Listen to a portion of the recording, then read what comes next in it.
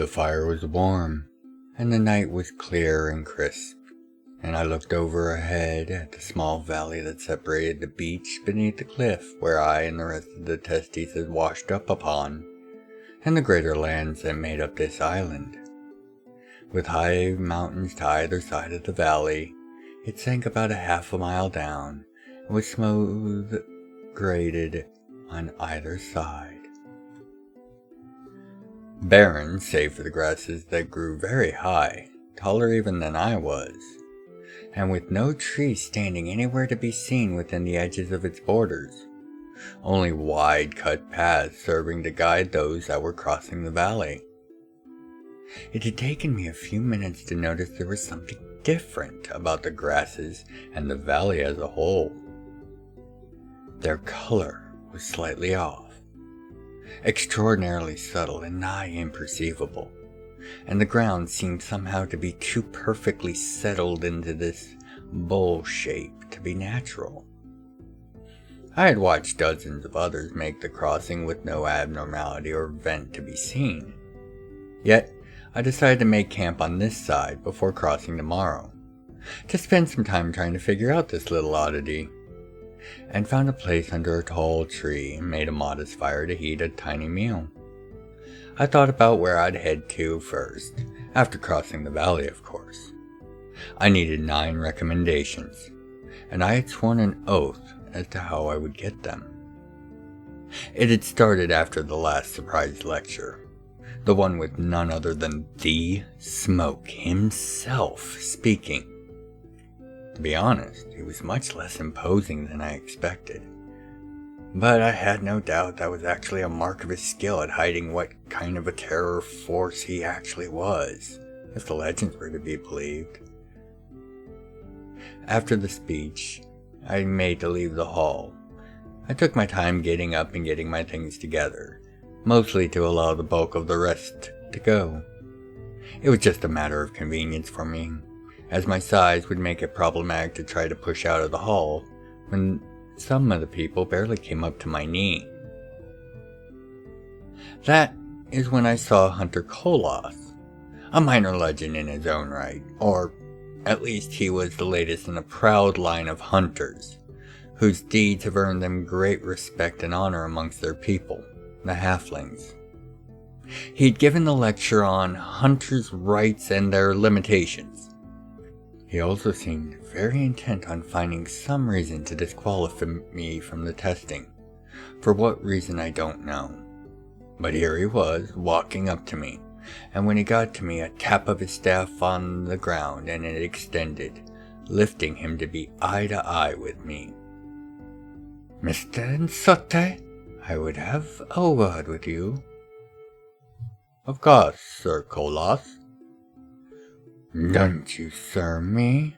My family were honored hunters long before your kind were ever brewed in your maker's lab. Now, you will answer me. I loathe that this is the case, but your kind are among those that are typically allowed licensure by review. Therefore, why are you here? You are far too over-engineered for this to be any test of your abilities." It was not an unfair question, and he was right. I could have just undergone a week-long series of interviews and a few tests before being given a full Emerald license.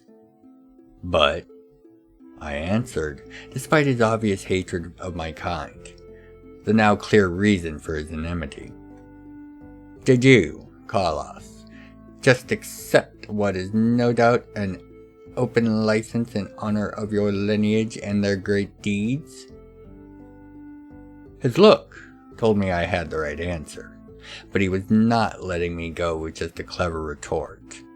He had a point to prove. "That is very true, but you are going to have to prove that this is not just some sort of flight of fancy. Prove to me that you truly intend to be tested and not just show off. If you don't, you will not be allowed to take this test. I have seen to it." His look was steady, and left no room for misinterpretation. I took a brief moment to think before answering. And if I make it harder for me to pass? What did you have in mind, Preator? Of the 20% that are going to die in this test, how many are to others trying to get their recommendations? His face became dark and somber. I continued.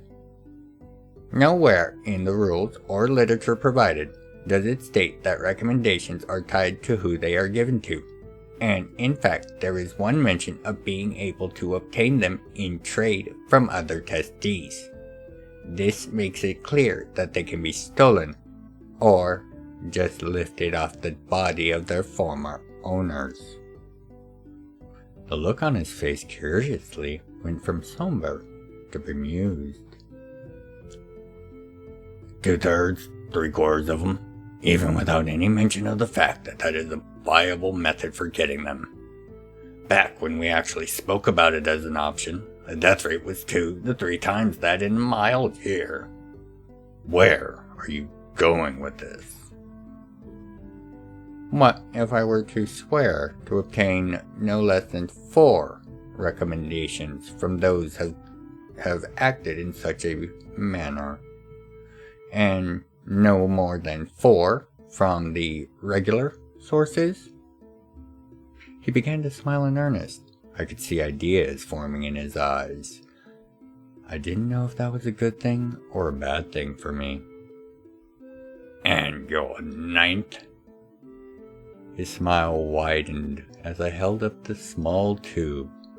Ah, that will work. That will work. I will inform the assessors of this modification on your behalf. It will be good enough for now. If you make it back, we will speak again. That was the last I had heard about the matter, until I washed up on the shore this morning. It was now clear why all the transports we had been on had been made of such cheap materials. They'd always intended to let the ships be wrecked, to leave us stranded on that shore, to add a sense of urgency. My ship was the last to land, but there were only 30 or so of us aboard it. Each of us collected our gear and made our way to the large wooden lodge that was higher up on the beach near the sheer cliff face. Obviously we headed there since it was flying the flag of the hunters. We met the hunter in charge, were briefed, and began to head up the large pile of crashed ships that formed a series of tunnels to get to the cliff top. I had allowed the rest to go ahead of me. Well, allow is the wrong word to say. I let them go because I was asked to stay behind. And was speaking with the hunter in charge for a few hours, being questioned and queried once more before being told that I had received new parameters for my test. I was not allowed to get any more than 4 quest or standard recommendations, and I had to bring forth at least 4 recommendations obtained in the service of justice. And then, of course, and very specifically, I had to get the bunny's recommendation. I would need to also be able to prove the veracity of my claims to acts of justice for those recommendations to count. However, in recognition of the added difficulty, I would have 2 years to complete the test instead of the 1. However, if I was able to maintain the normal year time limit, I would receive a star with my license. A challenge indeed, and one worthy of a Preator. By the 9 and 4, welcome once more to the library, where we will be taking a look at the youngest race that calls the realms home, that being the Preators. As always, this will just be an overview of this mighty, but young and only lightly tested race. Future entries will cover them and their society more in detail. Created in the early days of the current age, that being the Age of Stars, and the product of the god Killian Skychild, the youngest of both the divine line of Criterion, as well as the freshly minted youngest Skychild Time Lord, a group that will be getting its own entry in the future. His initial reason for creating them was twofold. First, he needed a force powerful enough to be able to take, clear, and survive the newly discovered and claimed Expeditus Primus from the many horrors that had taken up residence in the many long ages since it was lost. One that could not only endure and find victory both inside and outside that mighty vessel, but do so without destroying the ship in the process. And secondly, it was to be his introduction to working with the arts of biomancy and genetics, as he was seeking a remedy for his own people's issues. Made to be paragons in every way, and infused with myriad powers and abilities, many of which have not yet shown themselves, some say. They think quicker, live longer, are tougher, faster, and show a baseline aptitude with most, if not all, forms of technology and magic. In essence, they are super beings, designed to be the best for duties that require nothing less, and in environments that are utterly disdainful of life itself. He was not alone in their crafting or creation, and among others that are not named in the records, such names as the firstborn Analar Lifespinner can be found, as well as fellow rest creator Ordis Skychild Alone, the creator of the Cognati. It is reason that Killian never intended for them to ever grow beyond a small number relatively, perhaps to defend and crew the massive Expeditus Primus as decentralized points of false multiplication and order in the event of emergencies. It is of note that the clearing of the Primus is strangely absent from their histories. Along with most others, it does appear. But it is estimated that less than 100 of them survived the action, from what was estimated to be a force of several thousand. This was not to be, of course. Killian soon expanded their numbers, and in line with the ships added to the Expeditus fleet in the coming centuries. Each ship received its own small orbiting moon, and its own grouping of Praetor.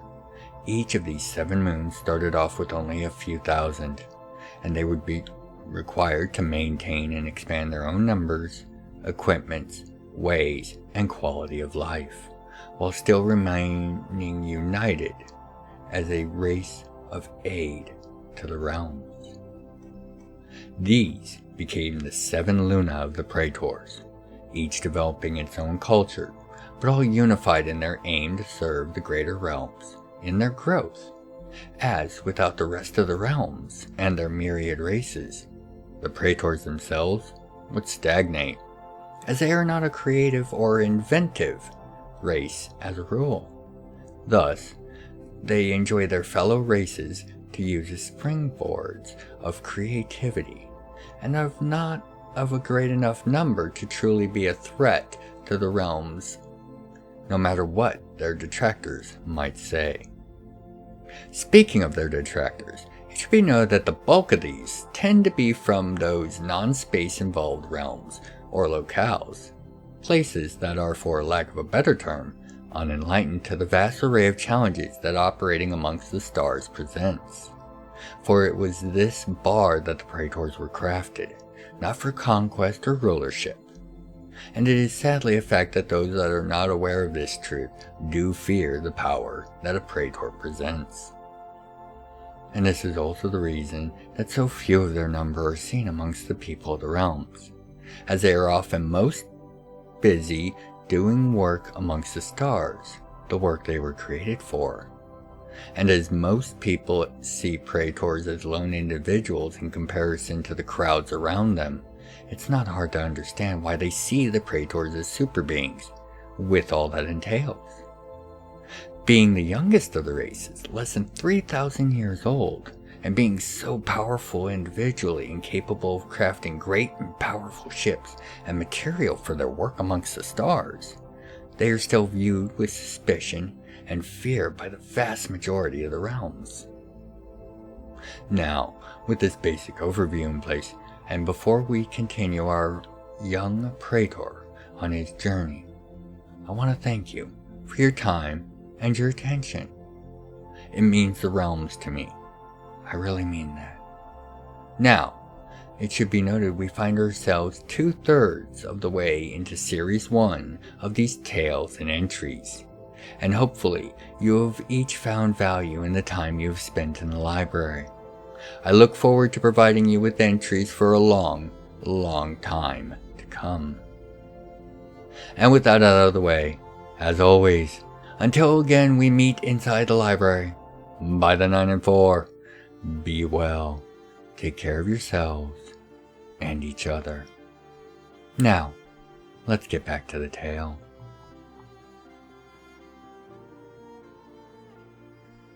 I sailed from the lodge and the shore was on, in the early evening, having spent the rest of the afternoon pursuing the various merchants that serviced the lodge and the testies on the beach. I got a small collection of local foods, including several jars of honey and many varieties of dried meats and fruits. Satisfied with my acquisitions, I made my way up the ship pile. It seemed like they had been just tossed and tossed until these tunnels and paths were made, broken through and paths cleared by previous testies over the years. It only took me an hour to make the trek, and about an hour more to make my way to where I was currently camped. Less than an hour after that, as I was eating my meal, a tall elf approached, coming up from the valley and its tall grasses. I recognized him from the lectures. An elven noble of some sort. Rothos was his name. He was wearing what would, I guess, be considered normal attire for one of the forests and fields of Batonia. A dark hooded cloak and rugged boots, pants and tunic. He carried an advanced bolt launcher though, a sniper's variant. He approached slowly, as if he was worried I would just launch into attack at his appearance. "Evening, Preator," he began as he closed the distance between us. "Mind if I share your fire? I have matters to discuss with you about your choice to turn around and leave." I motioned for him to sit, and he did so, but he didn't set his weapon aside. Curious. "Why should I leave? This test has just started." "Because, my friend, your head is now worth 5 recommendations, no questions asked." He had pulled a flask from his bags and a pair of metal glasses and poured a drink for each of us. "If that is the case, why would you warn me? Give me a chance to prepare." "If I pass this test and I'm tracking someone as a hunter, they'll already know they've crossed the law, the line. They will have made choices." He looked at me while handing me one of the drinks. "You? You have not. Not until you enter that valley, anyway. That valley is where a great and powerful choice was once made." I nodded for him to continue. "Sometime around the end of the Scriptorum conflicts, if I remember correctly, as word of great import was being carried from here.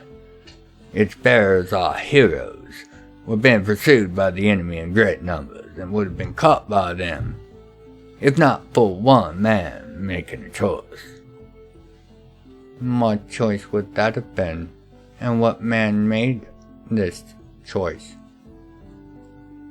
"The choice was to act, to interfere in which he should not. Lord Diamonddew, head of House Diamonddew, chose to appear in the center there, and sacrifice himself in a great casting, one that stopped the enemy flat, and saw all around him for nearly a mile reduced in temperature to something called exact zero. It only lasted a moment, but after that, everything affected just fell like dust and settled into becoming this valley. Everything, including Lord Freyon himself. I took in his tale and saw the truth of it. It's why the valley was as it was, so subtly changed. Even after all this time, it had been at least a millennia since the end of the Scriptorum conflicts. But such acts leave a mark, and this valley served as such a mark, would likely do so for the rest of time. And if I choose to enter that valley, then I, and a dozen, if not more, will make sure you never reach the other side. Sure, you can take any one of us without much doubt, Preator. Hell, if it was a fair fight, I'd even wager you could take the lot of us. But this isn't going to be fair.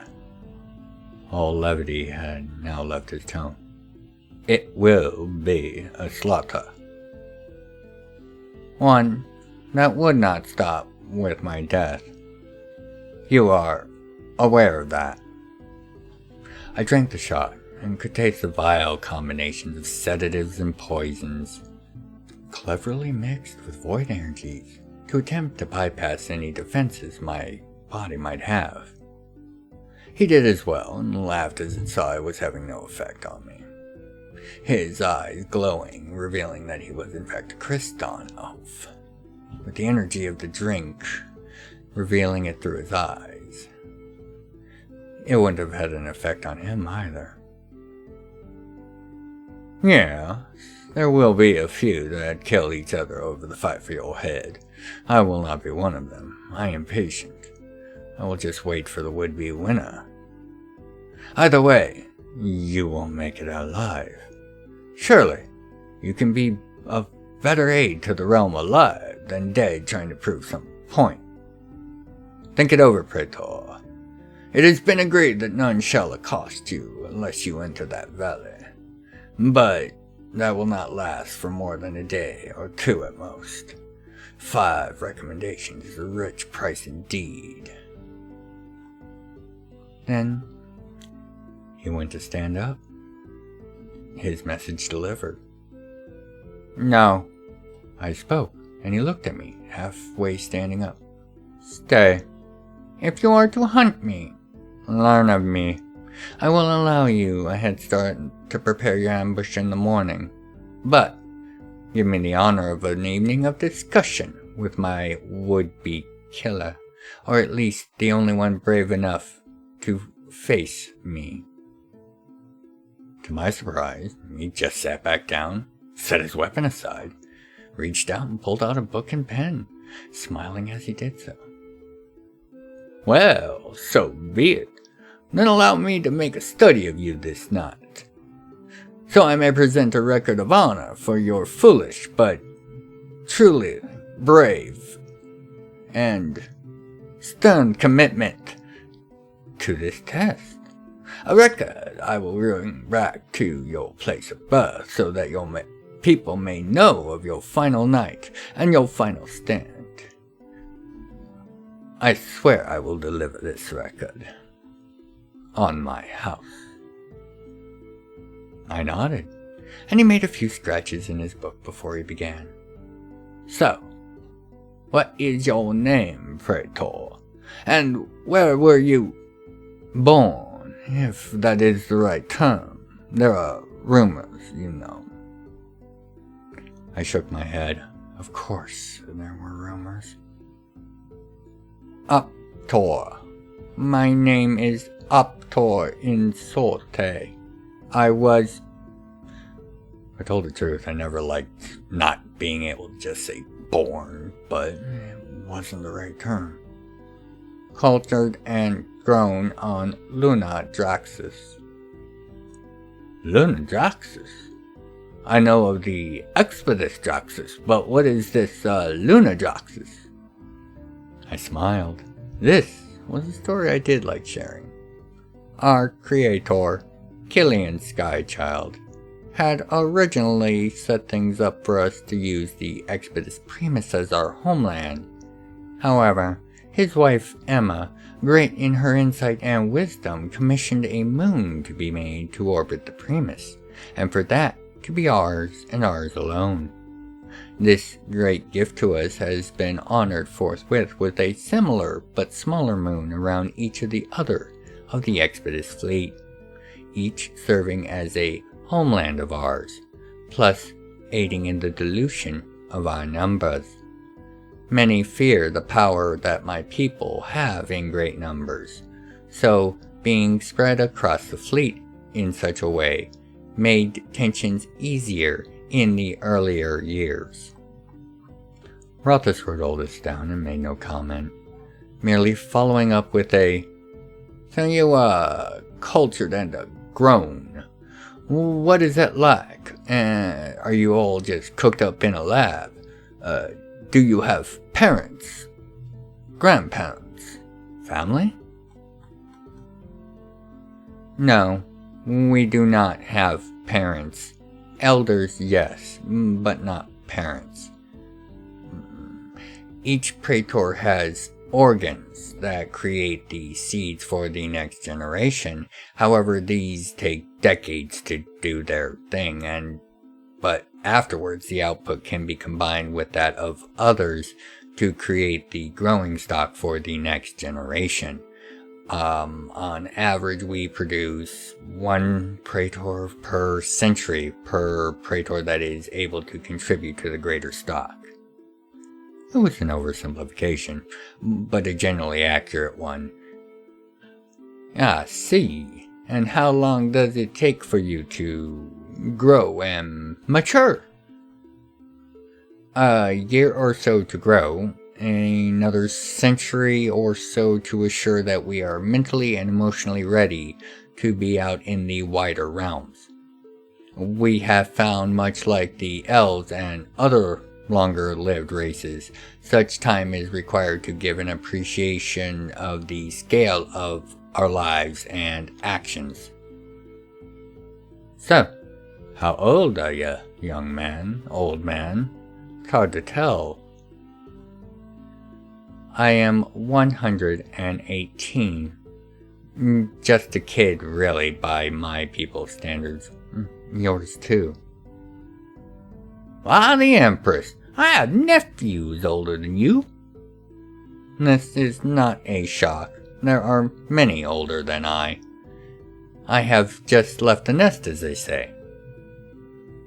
"So, why did Killian Skychild, the great-grandchild of the god of time, space, and psionics, make you and your people, if you were not meant to best and conquer the other races of the realms?" This was a complicated tale, not one I really enjoyed sharing, but for history. "We were intended at first as only a small force, a group for clearing and the protection of the Primus, as well as a step on his quest to find a way for his people, your people, the Christons, to be able to reproduce without being dependent on the acquisition of Omnichrist." "Wait, so you was just an experiment? Step to some greater goal and path?" "Indeed, we were never meant to become what we have become now.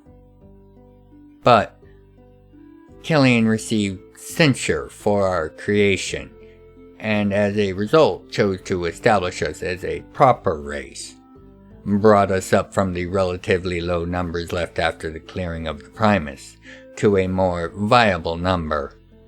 Soon after, his wife Emma commissioned the moon that orbits the Primus still, and that became our first home, followed by the other moons around each of the fleet. Now we serve the realms as we see fit, much like many or any of the other civilized races of the realms." "Well, that's amazing." He continued to mark this down, scratching out something here, making a notation there. took a deep breath and he fixed me with an odd gaze before beginning. So, what's it like to be perfect, made better than anyone else? I tried not to be offended. It was such a common question to those that were brave enough to broach conversation with us. But it hurt nonetheless, for but a moment. We are by no means perfect, but I do understand the impression. We have many, many advantages over others. This is true.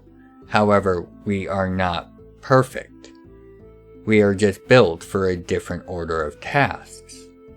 We make mistakes. We make errors in judgments. We just have a host of quirks and qualities to help mitigate and minimize them. What's that, jazz?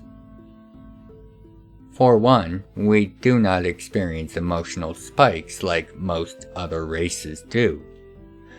For example, when you get angry, a chemical is produced in your mind that enhances your aggressive qualities and your physical ability.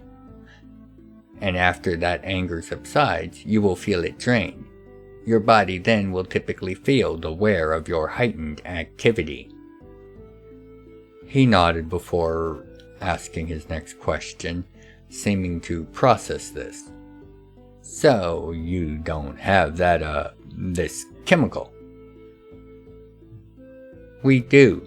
However, after the initial jolt of the chemical, we do not allow it to continue flowing without need. In essence, without our consent or will. It is the same for nearly all chemical reactions in our body. We will feel the initial rush of an emotion or a intoxicant. And then we can choose whether or not to allow it to continue, if it is even worth considering at all.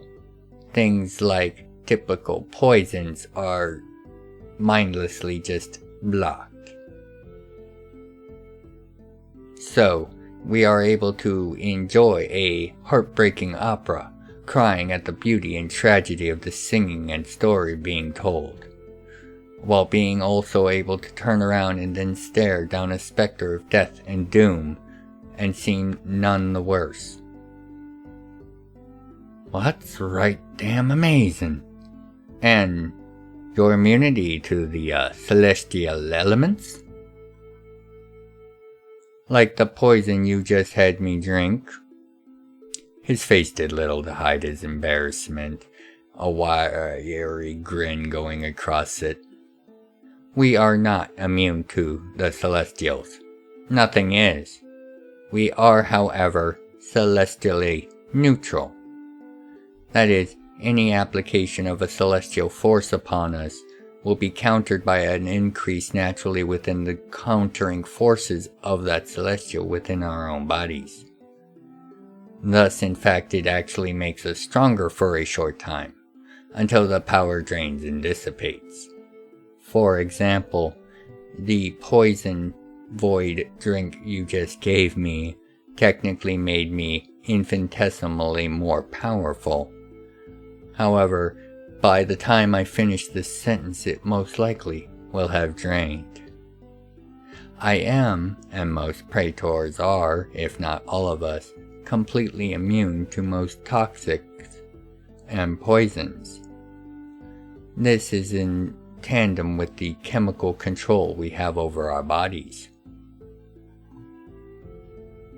So, you can get drunk, for example. You just have to allow it, to mentally prepare yourself to get drunk. Can you sober up instantly as well? Like, be in the middle of a good night and an emergency and be clear? Indeed, I can get drunk, and for clearing my mind, I can. But it does take a few seconds. Generally, that is more than fast enough. Quite impressive. But what of your mind? It is said that a Preator can play 5 different people in chrono chess, masters, 5 at a time, and not be confused or forget what he is doing or planning, even doing full 3-act turns. How in the realms and by her beautiful face of the Empress does that work? Well, on average, a Preator processes 5 times the information 5 times as fast as a normal person. It is less about more raw intelligence and more the ability to give vastly more thought to any one action, using more input, and still being able to act and decide in real time. So how is it your people are not lauded as great creators, inventors? How do the realms not know you as the greatest minds there are, then? Well, in reality, our people are not very inventive. However, we are very good at iteration and innovation. We take the advances that have come before us and take them further, or we find ways to combine them with other advances in new and interesting ways, better ways typically. Almost all of our tech is just that, with a few exceptions. Well, so you're just a race of superfillers. A wicked grin smiled across his face. It was a good job. Even I shuddered at the comparison. No. We have much more respect for safety and understand the concept of proper lab protocols. Len, what about your hive mind? How is it you are all one mind and you seem such an individual? This was one of the most pernicious lies that persisted about my people, the connection we shared. It is not a hive mind, but we do share a link with our subconscious minds, one that we are able to tap with concentrated meditation. However, that only allows us to query the greater whole of Preator knowledge and thought. It is not a form of direct or even indirect communication. There are no commands or orders or general will, just knowledge and thoughts. He scratched that down and held up a hand as he went to reviewing the totality of his notes so far, making adjustments and amendments before he lowered his hand and he began once more. So, your people can consult each other's wisdom without personal bias or titles or rank to get in the way, can think faster than anyone around, and are massively stronger and tougher as well? I nodded. And while you can't seem to invent yourself, so you say, you innovate in such a degree that I have never been aware that the goods of the Preators were not wholly new inventions. He gestured to his own rifle. That there fires twice as far and 3 times harder hitting than any other bolt launcher on the market. It costs 5 times as much as well, I should note. I merely nodded, once again, as it was actually most likely made on Lunadraxis, my home. Weapons were a big export from our forges, and they were worth every coin. We did not con the rest of the realms with our product. The only thing that seems to limit your people is how long it takes to birth and rear new generations. Which I guess is likely why after a millennia or 2, I nodded, that was about correct, after your introduction there are still so few of you. I don't think I've ever actually met one of your kind in person and been able to speak with them. I may have seen 1 or 2 at court, but never in person. This was not a shock, but it did mark him as one that had never traveled out amongst the stars. Well, most of us chose to work amongst the stars where we were built for, either in the Pathbreaker Corps or as members of the Expedus Fleet. That leaves very few of us to be amongst the greater realms. More scratching a pen on paper. And why are you here, then, and not amongst the stars? And what is this Pathbreaker Corps? I've heard of the EDF, but not this Pathbreaker Corps. I went to collect my thoughts to answer, as they are both rather large subjects and needed to be summarized. However, an eruption of noise and flash of a battle breaking out on the other side of the valley rang across. I stood, and Rothus was already twisted and sighting across the valley with his rifle, looking through the rings that were surely enchanted to enhance his view distance. He spoke over his shoulder. Looks like they're under attack from bandits. They're probably looking for some easy pickings off the newest Testi arrivals. He turned around and looked at me in shock as I snuffed out the fire with my heavy cloak and made my way to go lend my assistance. Uptor, what? You aren't actually going to try to help them, are you? They'll cut you down the second you're done helping them. Of course I am. They have not attacked me yet. As you said, they have not made their choice. Now have they? His face was a rapid cycle of thoughts and emotions. Finally, he stood, pulled out a small little disc and handed it to me. It's a jump coin, 5-mile range. Now, go. I will make sure they are not the victims of those bandits, unlikely as that'd be even without my intervention. He shouldered his weapon and fired. A moment later, a cry of whatever his target was proved the worth of his word. Now go. You'll probably have the rest of the night to get as far as you can from here. But they don't have such an easy ambush, or the numbers. You do stand a good chance of avoiding their interests for the next few weeks, perhaps even longer. I took the coin and looked at this man who had started this night telling me I was going to die, perhaps even by his hand, but now was handing me the way to avoid all of this? Why?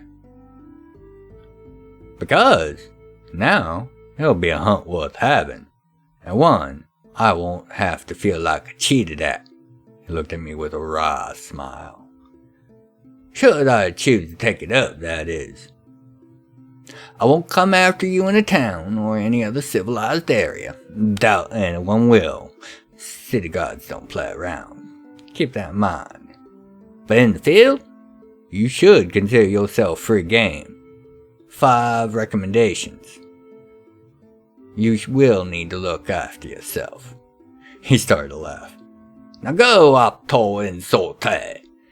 We still have your record to finish, but it will have to be at another time, in another place. He glanced across the valley and past the battle raging on the other side. After this, I think I'll head south, to the stacks as they are called. He began to jog into the valley, firing into the far side. Now up door! Don't you die before we can finish that record. Smiling as I activated the coin and made good my escape from this curious event, I looked across the valley once more. There were no less than 24 Testes fighting a force of about twice their size. However, the bandits would be lucky to fell 1 or 2 of them before they were be forced to withdraw with probably 10 times the wounded, and they were unlikely to kill any of the Testes. As I felt the magic of the coin begin to pull me away, I smiled wider, as I knew many of these folk, these Testes that were fighting for their lives now, would be the very people I would be delivering justice to as part of the test. I realized that the reason behind my bounty on my head had a purpose. It outed those people that would be most likely to end up as my targets, those that would prey upon others for an easy score. And it had outed them right away as well, all while making it that much harder for me to complete my task. Clever, and by no means an accident. A worthy test for a Preator, indeed.